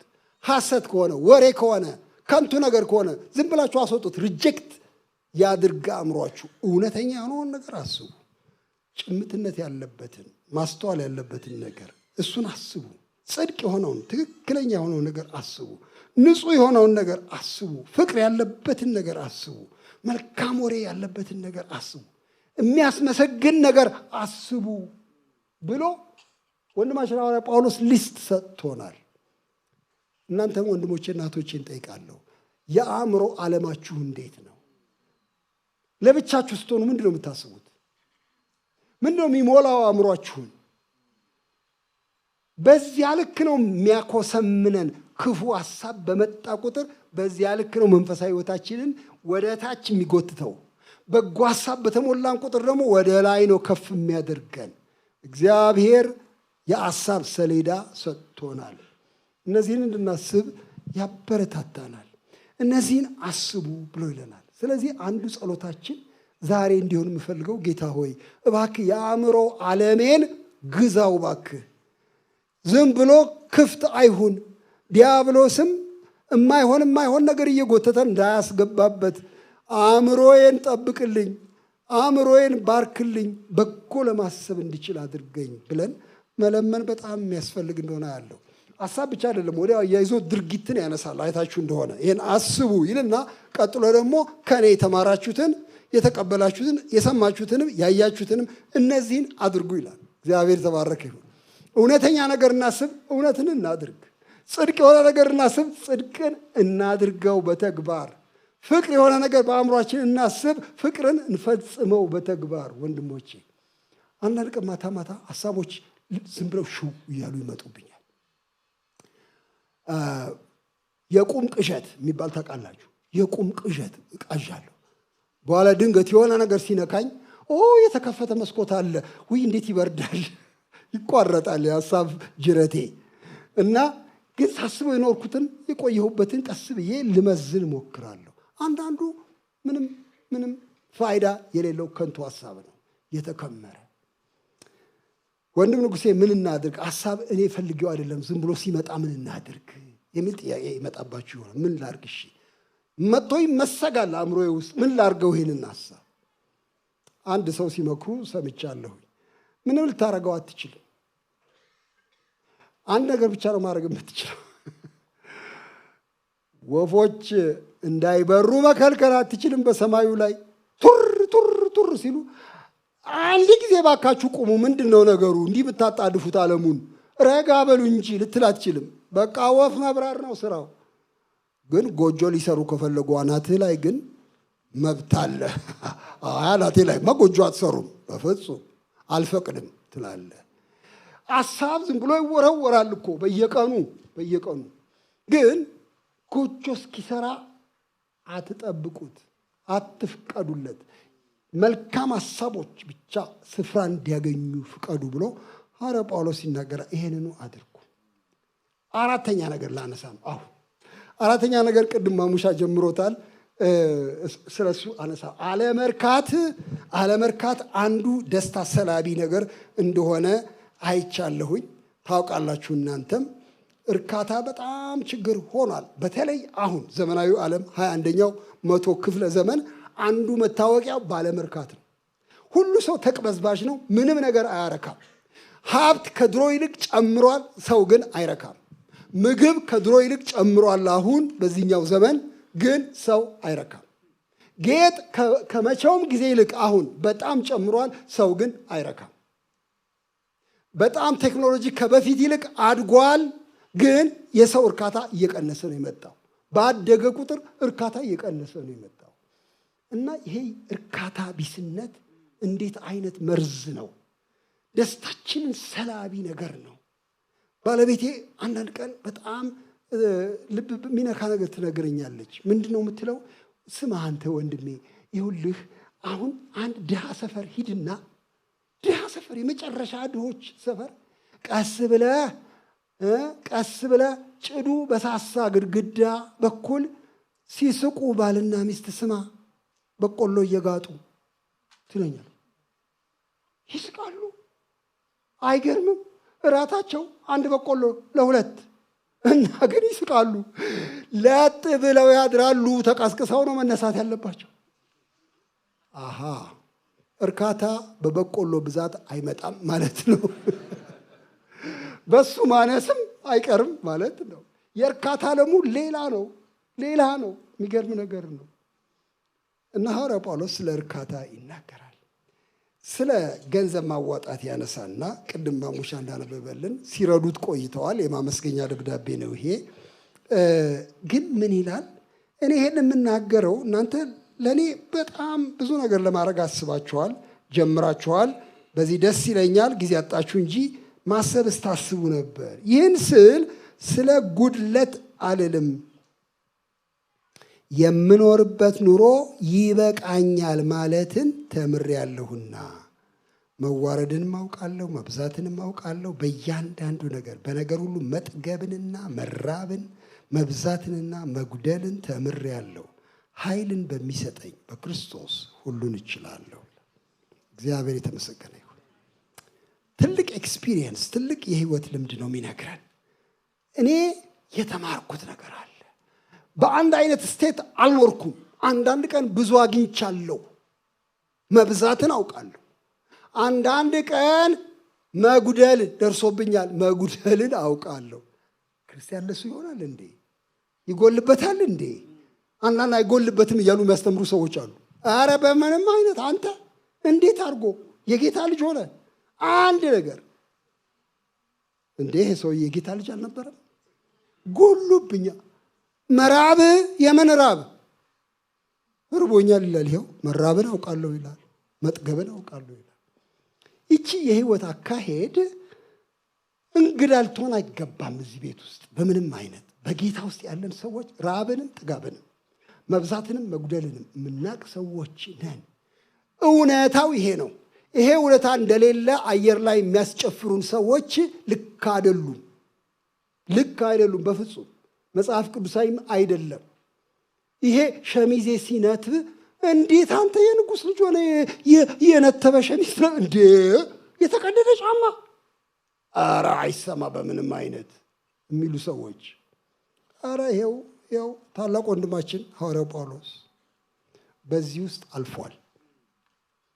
ምንም የጎደለው ክርስትና አይደለም። ግን ምን ይለዋል? ተምሬያለሁ ነው የሚለው። ይሄ የትምህርት መንገድ ነው የሚለው። የሚገርም ነው። መራብ የትምህርት መንገድ ነው። መጥገብ የትምህርት መንገድ ነው። ማግኘት የትምህርት መንገድ ነው። ማጣት የትምህርት መንገድ ነው። ትምህርት ነው የሚለው። ተማርኩኝ፣ ለመድኩት ብሎ ነው የሚለው። እንደ ትምህርት እንጂ እንደ መርገም አልወሰደው። ግን ይበቃኛል ማለትን ተምሬያለሁ። በኋላ ይሄን አነበብኩኝና በአማርኛ ምን ልበለው ይሄን ኮንተንትመንት ብዬ ያው ተጨነቅኩኝ። ያው ልማዴ ስለሆነ በቃኝታ ብዬ ጻፍኩኝ ወረቀቴ ላይ። በኋላ አንድ ባልንጀራዬ መጣ። እሱ እንደ ጻፍኩ አይቶ ኮንተንትመንት ለማለት ብዬ ነው አልኩኝ። በቃኝታ ጥሩ ነው ግን ትንሽ ነገር ላስተካክል አለኝ። እሺ አስተካክል አልኩት። ይህ ልጨምርበት አለኝ። ጨምር። ይብቃኝታ አለ። እሺ ልክ ነው። ሳይበቃኝም ይብቃኝ ማለት ነው። እሺ ይብቃኝታ ብዬዋለሁ። this is contentment። የሰጠኝ አለ፣ የነሳኝ አለ፣ ለጊዜው ያልሰጠኝ ነገር አለ፣ ያበዛልኝ አለ፣ ያጎደለው ነገር አለ። ይብቃኝታ ግን ተምሬያለሁ። እግዚአብሔር ይመስገን። በነገር ሁሉ ይበቃኛል ማለትም ተምሬያለሁ። ይሄ የክርስቲያን ዲሲፕሊን ነው። እርካታም እዚያ ውስጥ ነው ያለው። የደስታ ሌባውን ማባረሪያው ይሄ ይብቃኝታ የሚባል ነው። እስቲ ይብቃኝታ በሉ ባካችሁ። አጎሽ ይሄንን እግዚአብሔር በውስጣችን ይሙላልን። እንደዚህ ካልሆንን በጣም ብዙ ሰዎችን የምንነግራቸው ነገር የሚጠቅም አይሆንም። በእውነት ወደ ክርስቶስ ስንመጣ ይሄን ይብቃኝታ ነው። እርካታችን እሱ ነዋ። እርካታችን እሱ ነው። እርካታ ለሕይወቴ መሆኑን አወቅኩኝ፣ ሌላው ከንቱ ሆኖ ኢየሱስን መረጥኩኝ የሚል አንድ የጥንት መዝሙር አለ። እርካታችን ኢየሱስ ክርስቶስ ነው እንጂ በየነገር ሁሉ ላይ አንጠልጥለን ይሄ ካልመጣ ምን እርካታ አለ? ኑሮ ነው እንዴ? አሁን ይሄ ኑሮ ነው እንዴ የምትሉ ሰዎች፣ ኧረ ኑሮ ነው። በእውነት ከጌታ ጋር ነው መኖር፣ ሌላ አይደለም። ከቁስ ጋር አይደለም፣ ከሀብት ጋር አይደለም፣ ከጤና ጋር አይደለም። ኔሰሰርሊ ከእርሱ ጋር ነው ኑሯችን። እርካታችንም እሱ ነው። ይሄ ይብቃኝታ የደስታ መንገድ ነው። እግዚአብሔር የተባረከ ይሁን። የደስታ መንገድ ነው እና ጳውሎስ እንደሱ ይላል። ግን አንድ ነገር በጣም ያሳቀኝን ነገር ልነግራችሁ እፈልጋለሁ። መብዛትን አውቃለሁ፣ በእያንዳንዱ ነገር በነገር ሁሉ መጥገብን፣ መራብን፣ መብዛትን፣ መጉደልን ተምሬአለሁ። ሁሉን አትረፍርፎ በሚሰጠኝ በክርስቶስ ሁሉን እችላለሁ አይልም። ልብ ብላችሁታል? መጉደልን አውቃለሁ፣ መብዛትን አውቃለሁ፣ ገንዘብ በገፍ በሚሰጠኝ በክርስቶስ ሁሉን እችላለሁ አይልም። የሚለው ኃይልን በሚሰጠኝ በክርስቶስ ሁሉን እችላለሁ። ስለዚህ እግዚአብሔር እነዚህ ነገሮች ስለጎደሉን የግድ መሙላት ያለበት አድርጋችሁ እንዳትቆጥሩ። ሐዋርያ ጳውሎስም ይህን ተስፋ አይሰጥም። ኃይልን ግን ይሰጣል፣ የሚያስችል ኃይል። እግዚአብሔር ይመስገን። እየጎደለ በደስታ የሚያኖር ኃይል፣ ጥጋብም እንዳይጎለስሰኝ በጤና የሚያኖር ኃይል፣ ኃይልን በሚሰጠኝ በክርስቶስ ሁሉን እችላለሁ። እግዚአብሔር የተባረከ ይሁን። ይሄንን ተስፋ ይሰጠናል። ከዚያ ለጋስ እንድንሆን ያበረታታናል። ቅድም በጣም ጥሩ አድርጎ ወንድማችን ማሙሻ ይሄንን ተናግሯል። እኔም በጣም አስደስቶኛል ይሄ ነገር። ስትሰጡ እናንተም እንድትሰጡ ማበረታታችሁ እኔ ስለጎደለኝ ብቻ አይደለም፣ እንዲያውም ለእናንተ ብዬ ነው ይላል። አይገርምም? ለእናንተ ብዬ ነው ስጡ እምላችሁ። ምን እንዴት ነው ነገሩን የምትገለብጠው? አይ መገልበጤ አይደለም፣ እውነት ለእናንተ ብዬ ነው። ምክንያቱም እናንተ የመስዋዕት ዕድል እንድታገኙ፣ በአምላክ ፊት መስዋዕት ስታቀርቡ በደስታ እንድትሞሉ። አሁን ስንዘምር ደስ ይለን የለ? ቅድም ስንዘምር አንዳንድ ቀን በአምልኮ እንረካለን፣ እንባችን ይፈሳል፣ እንሰግዳለን። ውይ ዛሬ ተጠቀምኩኝ፣ ጌታ አነጸኝ እንላለን። በመስጠትስ መታነጽ አይኖርም ወይ? ለእናንተ ብዬ ነው እኮ ነው የሚለው። ለእናንተ ብዬ ነው እንጂ እኔም ብቻ አስቤ አይደለም። ቅድም እንደተባለው የመዓዛ ሽታ ይሆናል። የእግዚአብሔርን አፍንጫ የሚያስደስት ሽታ ይሆናል እና ከስስት ተላቃችሁ ለጌታ ስታደርጉት ለእናንተ ይመለስላችኋል ደስታ ሆኖ። እግዚአብሔር ይባረክ። ከንፉግነት ትወጣላችሁ ብሎ ይሄን ሐሳብ ይናገራል። እሺ አሁን ልጨርስ ነው ዛሬ፣ ቶሎ ጨርሳለሁ። አንድ መዝሙር ትዝ ያለኝን እሱን መናገር ግን አለብኝ ብዬ እላለሁ። የጭንቀትን ነገር አስመልክቶ ስጽፍ ወረቀቴ ላይ አንድ የድሮ የፈረንጅ መዝሙር ትዝ አለኝ። በአማርኛ ለመተርጎም ተሞክሯል፣ በቀጥታ ባይሆንም what a friend we have in Jesus, what a friend we have in Jesus, what peace we often forfeit carrying our burdens ብሎ ይላል። ለምንድን ነው የምንጨነቀው እግሩ ስር መጣል ስንችል? ለምንድን ነው ተሸክመን የምንዞረው ብዙ ጊዜ ሰላማችንን የምናጣው የሚል መዝሙር ነው። what a friend we have in Jesus፣ ጌታ ኢየሱስ የሚባል ወዳጅ እስካለን ድረስ ብሎ ይላል። በኋላ የመጣልኝን መጨረሻ ነገር ልናገር ነው። መጨረሻ እያልኩ ስንት ጊዜ እኮ። እሺ አሁን ግን እጨርሳለሁ። አሁን የምጨርሰው አንድ ዋና ነገር በመናገር ነው። ይሄን የፊልጵስዩስን መልእክት ስመለከተው በጣም ጥሩ ምክሮች ይመክረናል። ለምሳሌ ዓላማችሁ አንድ ይሁን ይለናል። ለምሳሌ ለሌሎች ጥቅም ኑሩ ይለናል። ለምሳሌ ደግሞ ሕይወታችሁ ወደፊት ይገስግስ ይለናል።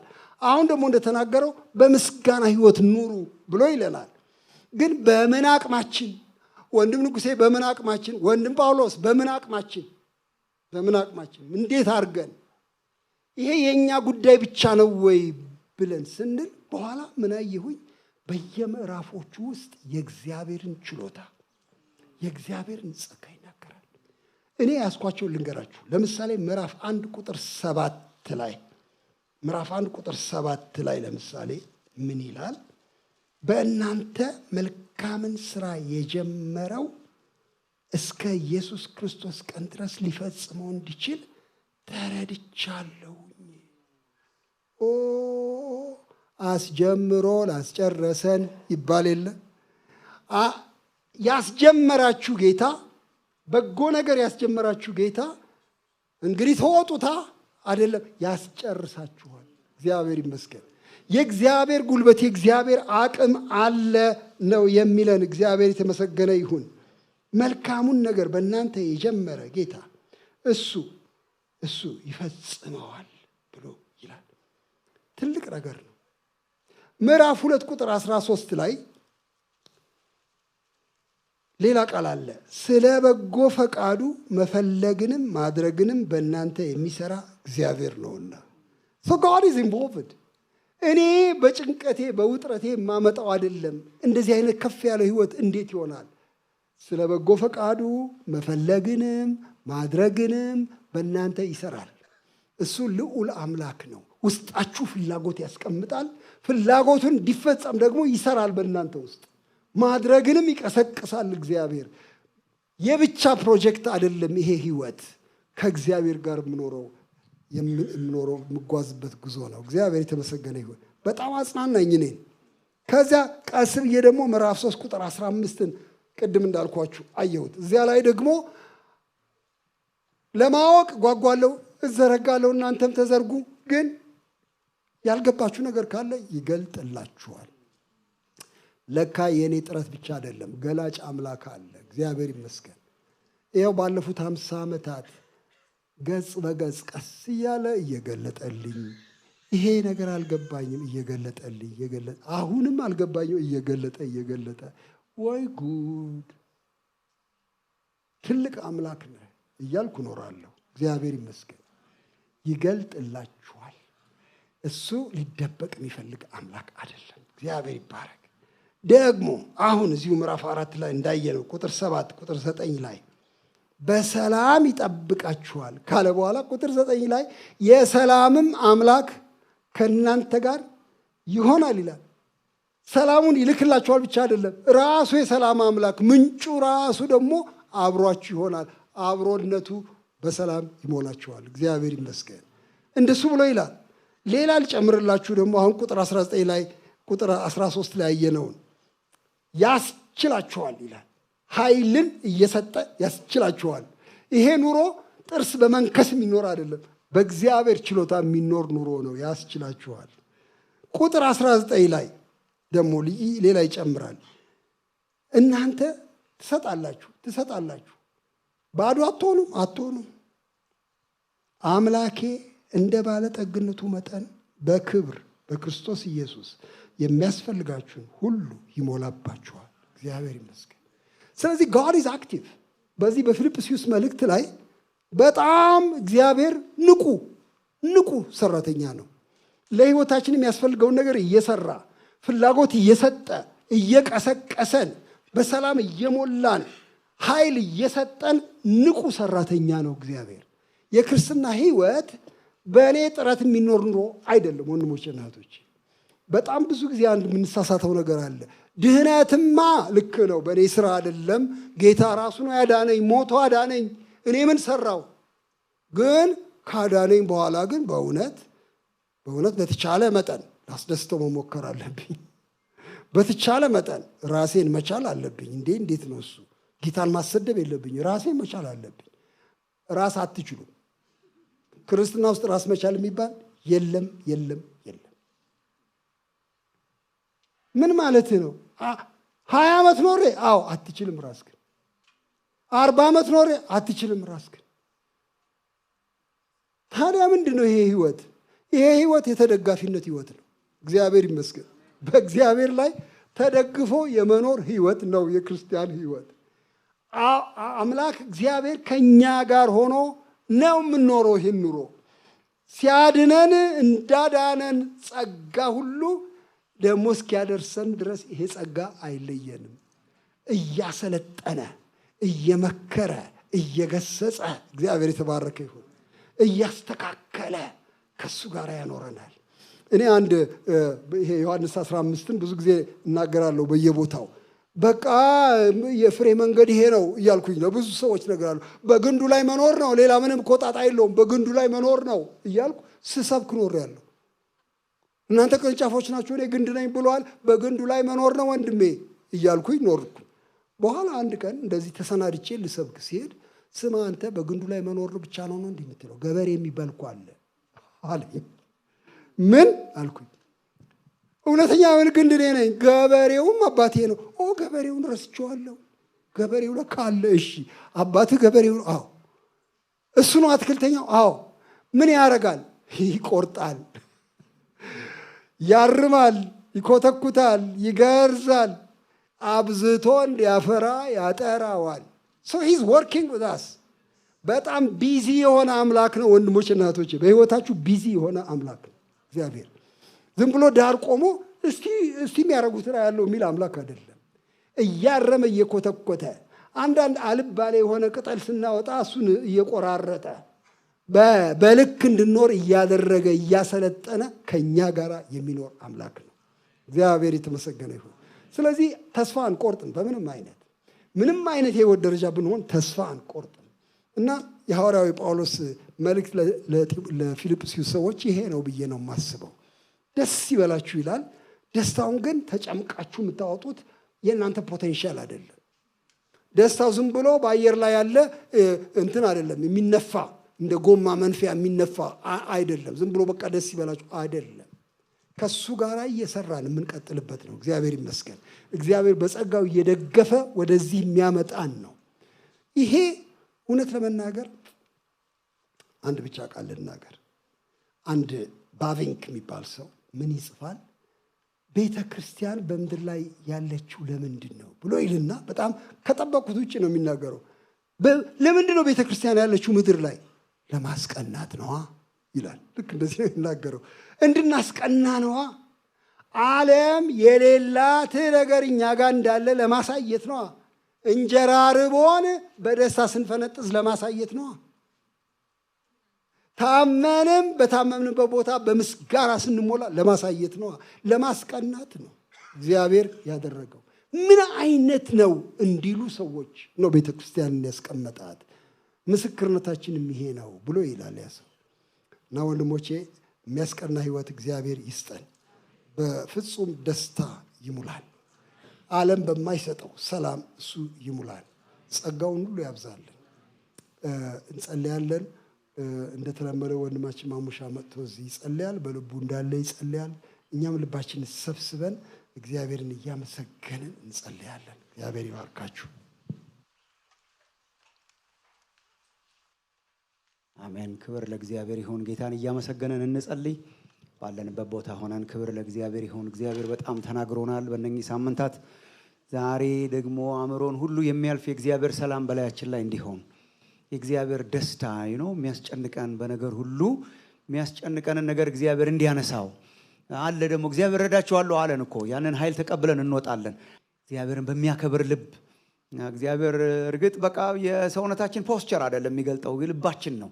ልባችሁን አርቅ ቅደዱ የሚለው በእግዚአብሔር ፊት ልባችንን እናፈሳለን። እግዚአብሔር ተናግሮናል። ወንድሞቼ ናቶቼ፣ ለምንድን ነው ደስታ የራቀን? አሁን በዚህ ዘመን ለምን ደስታ ራቀን? ሁሉ እያለ ለምንድን ነው ደስታና ሰላም የራቀን?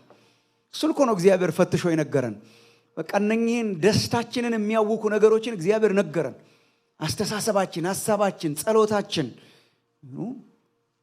እነኚህ መሳሰሉ ነገሮችን እግዚአብሔር እንዲያነሳልን የእግዚአብሔር ሕዝብ የእውነት ጋሽ ንጉሴ መጨረሻ ላይ እንደተናገረው በደስታውና በሰላሙ የሚያስቀና ሕዝብ እንዲሆን እሱን እኮ ነው የሚለው ቅዱስ ጳውሎስም ራሱ በሮሜ መጽሐፍ ላይ አንዳንዶቹን አስቀንቼ ይላል። በቤተ ክርስቲያን ውስጥ በሚሰራው ስራ ምክንያት አንዳንዶችን አይሁድ አስቀንቶ ለመማረክ ማለት ነው።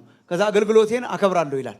እግዚአብሔር እንዲው የማያምኑ ሰዎች ማስቀኛ ነገር ያርጋችሁ። በልባችን ውስጥ በሚሰራው ስራ በሚሰጠን ደስታ እና ሰላም እና ፍቅር እና መዋጋት እኮ በጣም አለብን ወንድሞቼ ናቶቼ። ሐሳብን እያመጣ የሚሞላብን፣ ጥላቻን የሚሞላብን እነኚህ ነገሮች ናቸው እኮ ደስታችንን የሚሰርቁት። እግዚአብሔር እኮ ተናገረን።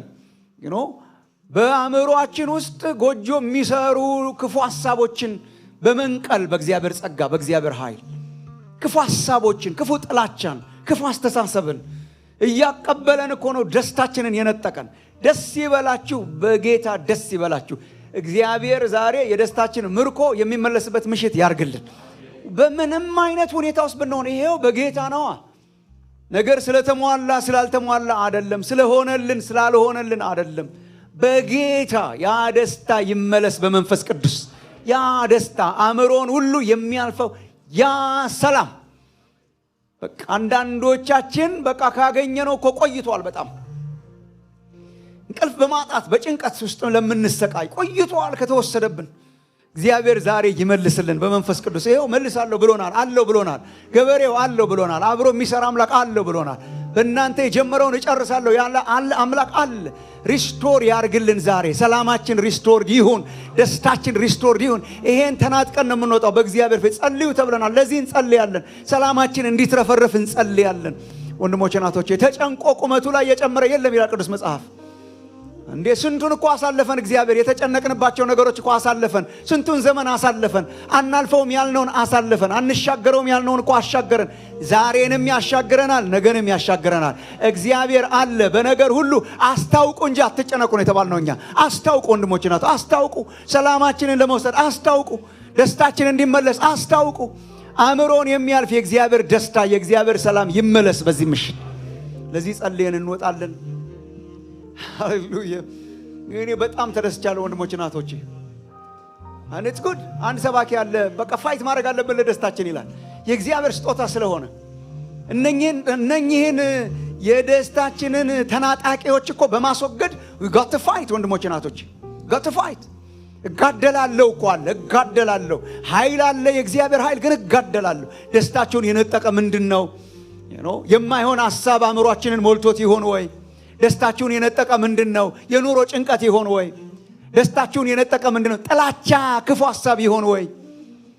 እግዚአብሔር እነሱን ዛሬ ምሽት ይንቀልልን። የእግዚአብሔር ደስታ በልባችን ውስጥ እንደገና ሪስቶርድ ይሁን። እግዚአብሔር በእነኛ 4 ሳምንታት የተናገረን እነሆ ደስታችን፣ እነሆ ደስታችን። በእግዚአብሔር የሚደሰት ሕዝብ፣ እየተደሰተ ኃይል የሚሆንለት ሕዝብ እንድንሆን እንጸልያለን። ጌታ ይመስገን። ሁልጊዜ እንደምናደርገው ደግሞ ምናልባት በመካከላችን እንግዶች ካላችሁ እንጋብዛችኋለን ወደዚህ ደስታ፣ ወደዚህ ሰላም። ሌሎቻችን እየጸለይን እንጋብዛችኋለን። እግዚአብሔር ይጋብዛችኋል። በደስታ ማጣት እየተንከራተታችሁ ላላችሁ፣ በሰላም ማጣት እየተንከራተታችሁ ላላችሁ፣ ይጠራችኋል ወደ ራሱ ክርስቶስ። እናንተ ደካሞች ሸክማችሁ የከበደ ሁሉ እያለ ይጠራችኋል። ከነ ሸክማችሁ አትኑሩ፣ ከነ ጭንቀታችሁ አትኑሩ። በራሳችሁ መፍትሄ ለማምጣትም መከራ አትብሉ። ወንድሞቼ እህቶቼ፣ እግዚአብሔር ዛሬ ያመጣችሁ ወንጌል ሊያስተማችሁ ነው። ኦንላይን ያላችሁ ተስፋ የቆረጣችሁ ምናልባት የህይወቴ ጫፍ ላይ ነው ያለሁት ለምትሉ ይሄው እግዚአብሔር ይናገራችኋል። ወደ እኔ ኑ አሳርፋችኋለሁ ይላል። በቃ ከዚህ የሚበልጥ ወንጌል ምን አለ? ከዚህ የሚበልጥ ዜና ምን አለ በዓለም ላይ? ወደ እኔ ኑ አሳርፋችኋለሁ። በቃ ይችን ሲምፕል እርምጃ እስቲ ተራመዱ ዛሬ ምሽት። ወደ እኔ ኑ፣ ወደ እግዚአብሔር እመጣለሁ፣ ወደ ክርስቶስ እመጣለሁ። ያሳርፋችኋል፣ ሰላሙን ይሰጣችኋል። ሰላሙን የተለማመድን ሰዎችም እንመሰክራለን። ሰላሙን ሰጥቶናል፣ እርካታን ሰጥቶናል። በሚመስል በማይመስል ጊዜ አእምሮን ሁሉ የሚያልፍ ሰላምን ሰጥቶናል። ወደዚህ ሰላም እንጋብዛችኋልና አላችሁ እንግዶች፣ እንደዚህ አይነት ሰዎች ምናልባት እዚህ ታችኛው አዳራሽም ይሁን ላይ ሜዛኒን ፍሎር ላይ ቢሆን ውጭም ቢሆን ኦንላይን ያላችሁም ቢሆን ወደዚህ ሰላም መምጣት ፈልጋለሁ የምትሉ ከፍ አድርጉ እስቲ እጆቻችሁን። ምናልባት ካላችሁ ከፍ አድርጉ። ወደዚህ ሰላም መምጣት ፈልጋለሁ፣ ከእግዚአብሔር ጋር መታረቅ ፈልጋለሁ፣ አእምሮን ሁሉ የሚያልፈውን የክርስቶስን ሰላም ኤክስፔሪየንስ ማድረግ ፈልጋለሁ፣ የእግዚአብሔር ልጅ መሆን ፈልጋለሁ፣ እኔ ኃጢአተኛ ሰው ነኝ መምጣት ፈልጋለሁ፣ ኃጢአቴን ይቅር ወደሚለው ወደ ክርስቶስ ወደ አዳኝ መምጣት ፈልጋለሁ የምትሉ እጆቻችሁን ከፍ አድርጉ። እንጸልይላችኋለን። አሉ የሚጸልዩላችሁ ሰዎች አጠገባችሁ ይመጣሉ፣ ይጸልዩላችኋል። ወደዚህ ክርስቶስ እመጣለሁ፣ ይህንን አምላክ አመልካለሁ፣ ከእናንተ ጋር ይህንን ደስታ ኤክስፔሪየንስ ማድረግ ፈልጋለሁ የምትሉ ካላችሁ ከፍ አድርጉ እጆቻችሁን። ምናልባት እንድንጸልይላችሁ እጆቻችሁን አንሱ። ጸሎት የምትፈልጉ ከሆነ ክርስቶስን መከተል ፈልጋለሁ የምትሉ ከሆነ ከፍ ስታደርጉ እጆቻችሁን ያዩዋችኋል። አስተናጋጆች መጥተው ያናግሯችኋል። ዝም ብላችሁ እንዳትወጡ፣ ሳትወስኑ እንዳትወጡ። እግዚአብሔር ይወዳችኋል። ስለሚወዳችሁ እግዚአብሔር ተናግሯችኋል። ክብር ለእግዚአብሔር ይሁን። ኦንላይን ያላችሁ ተስፋ የቆረጣችሁ እንዲያው በቃ ይሄንን ወንጌል እንነግራችኋለን። እግዚአብሔር ይጠራችኋል። ስማችሁን ቴክስት አድርጉ። እዚህ ላይ ስማችሁን እዚህ ቴሌፎን ናምበር ላይ ቴክስት ስታደርጉ ኮንታክት እናደርጋችኋለን፣ እናገኛችኋለን። ብዙዎችን እግዚአብሔር አድኗችኋል። ስማቸውን ቴክስት እያደረጉ እግዚአብሔር ወደ ራሱ የጠራቸው በጣም ብዙ ሰዎች አሉና እዚህ አዳራሽ ውስጥ ሆናችሁ እኔም ስሜን ቴክስት አደርጋለሁ ካላችሁ you can text your name ስማችሁን ቴክስት ማድረግ ትችላላችሁ፣ እናገኛችኋለን።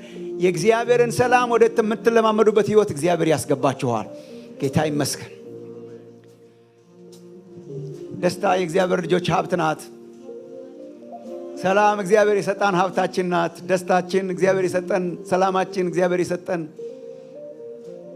በማይናወጠው በርሱ አልተውህም ከቶም አልለቅህም ባለው በርሱ ታምነን ደስታችንን ሪስቶር አድርገን እንወጣለንና ደስታ እንዲመለስ ፈልጋለሁ፣ በደስታ ላመልከው ላገለግለው ፈልጋለሁ የምንል እግዚአብሔር የተናገረን ቆመን የመጨረሻ ጸሎትና አምልኮ ጸልየን አምልከን እንጨርስ ወገኖቼ። በቃ ዝም ብለን እንዳንሄድ እግዚአብሔር ደግሞ የሚመልስ አምላክ ነው።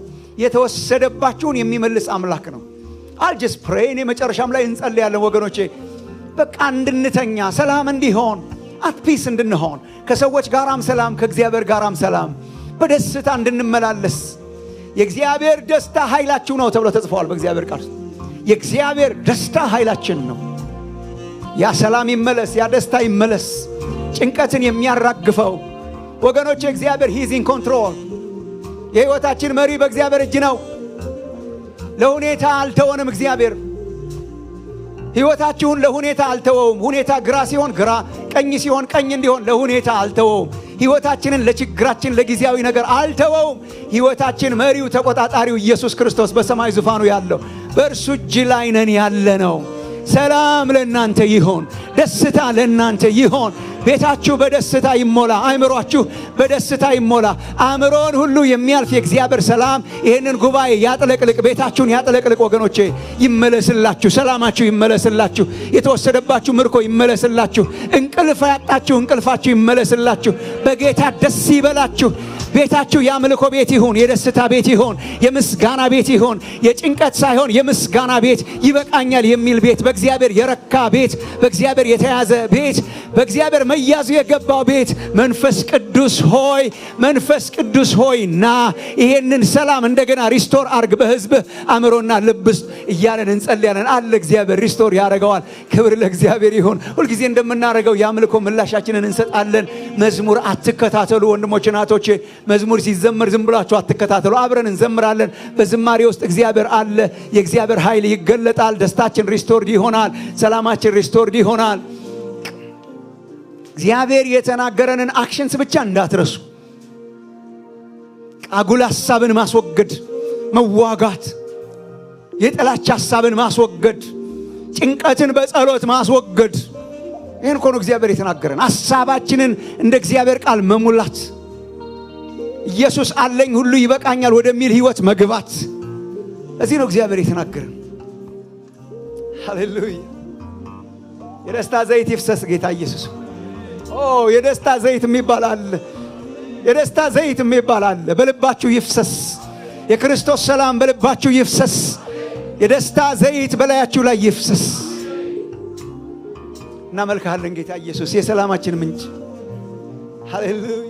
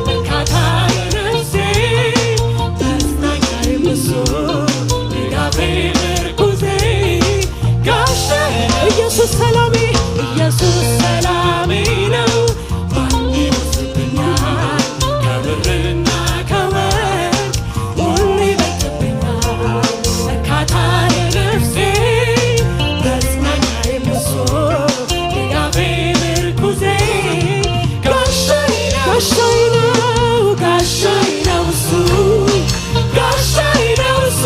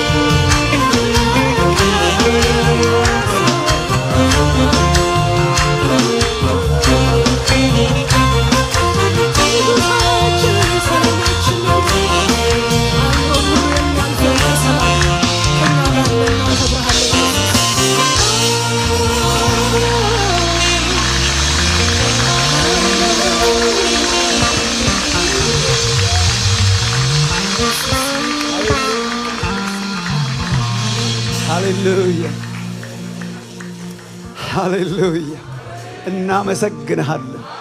ጋሻችን እግዚአብሔር እናመሰግንሃለን። ነገ ምን ይዞ ይመጣል ብለን አንሰጋም፣ አይደርስብንም። ጋሻችን እግዚአብሔር እናመሰግንሃለን። ሃሌሉያ ሃሌሉያ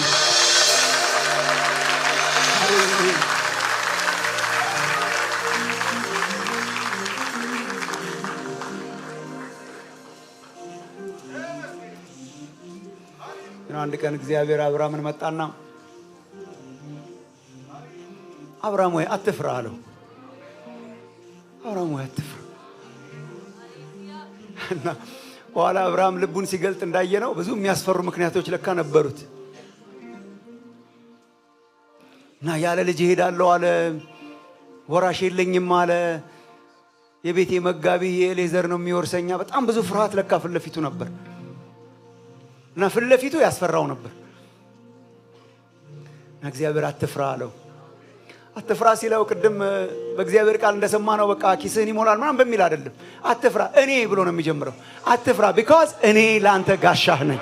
አትፍራ ቢኮዝ እግዚአብሔር አለ። ወንድሜ እግዚአብሔር አለ። የኔ እህት እግዚአብሔር አለ። እግዚአብሔር አለ። ሕያው አምላክ አለ። በእርሱ ኮንፊደንስ ነው የምንወጣው። ምናልባት ትታችኋቸው የመጡ ተራሮች ይጠብቋቸው ይሆናል። ትታችኋቸው የመጣችኋቸው እንቆቅልሾች ይጠብቋቸው ይሆናል። ግን እግዚአብሔር አለ። ከነርሱ በላይ የሚያስኬደው እግዚአብሔር አለ። ጋሻህ እግዚአብሔር፣ ጋሻሽ እግዚአብሔር አለ። ሰላማችን የሆነ ክርስቶስ አለ። ሰላማችን ኢየሱስ፣ እርካታችን ኢየሱስ፣ በቃኝ እንድንል ያረገን ኢየሱስ። ይበቃኛል ያለኝ ይበቃኛል ያለው ኢየሱስ ስላለን ነው። ያላችሁ ይበቃችኋል የተባልነው እግዚአብሔር ስላለን ነው። አልተውህም ከቶም አልጥልህም ያለው እግዚአብሔር ከኛ ጋር ስለሆነ የክርስቶስ ሰላም በልባችሁ ውስጥ ይግዛ። የክርስቶስ ሰላም በቤታችሁ ውስጥ ይግዛ።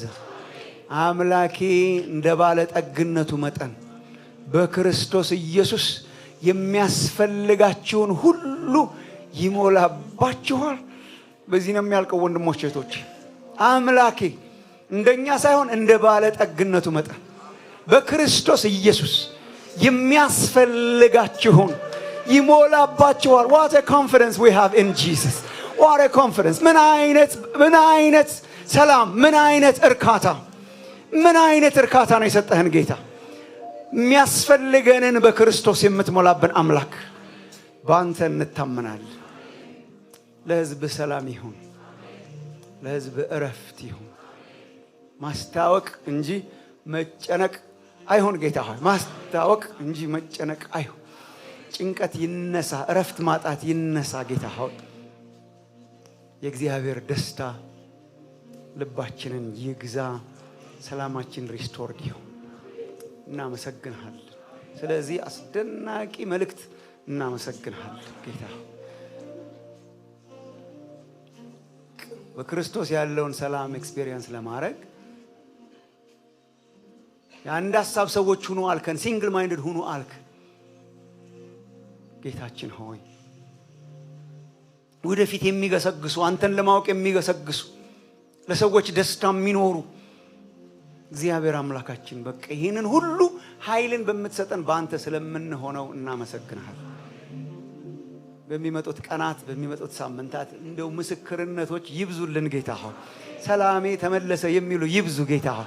እረፍቴ እርካታዬ ተመለሰ፣ ቤቴ በአምልኮ በዝማሬ ተሞላ የሚሉ፣ ተራራዬን ከስፍራው አጣሁት የሚሉ፣ እግዚአብሔር ኃይሉን በእኔ ሕይወት ውስጥ ገለጠ የሚሉ በቃ እንዲበዙ ጸልያለሁ። ኢየሱስ ክርስቶስን ከሙታን ያስነሳው ያ መንፈስ የሚሰራበት በኃይል ደግሞ የሚገለጥበት ቀናትና ሳምንታት ወራት እንዲሆኑ እንጸልያለን።